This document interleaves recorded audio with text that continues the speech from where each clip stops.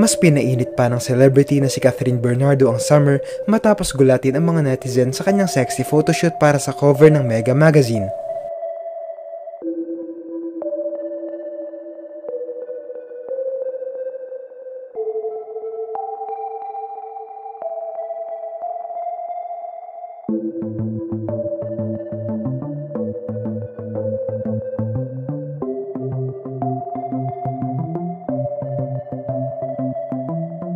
Pasabog ang naging larawan na ito ng aktres at talagang pinag-usapan sa social media dahil hindi sila nasanay magsuot ng ganitong klase ng damit sikat noon.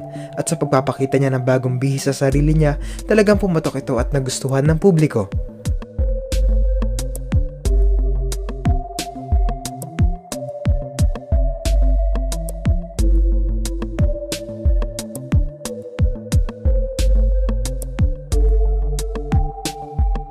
Matatanda ang noong nasa relasyon pa sila Daniel at Catherine, hindi ito hinahayaang magsuot ng mga revealing na damit ng aktor dahil protektado siya nito.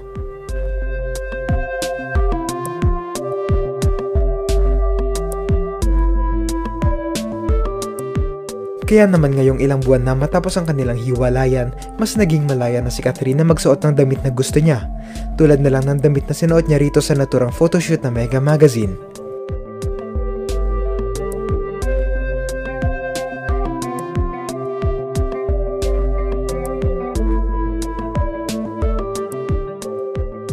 Hindi ito ang unang beses na nanggulat siya dahil noong nakaraang ABS-CBN Ball at Preview Magazine cover ay sexy rin ang style na suot niya. Malayo sa nakasanayang bihis na nakikita ng mga tao sa kanya.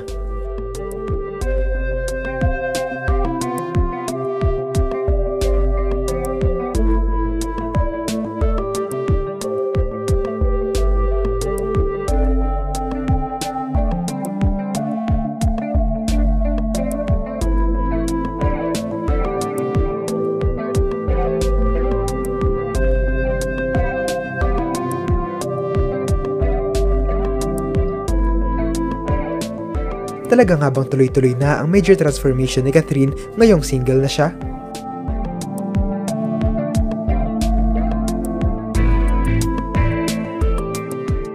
Ano ang masasabi niyo rito?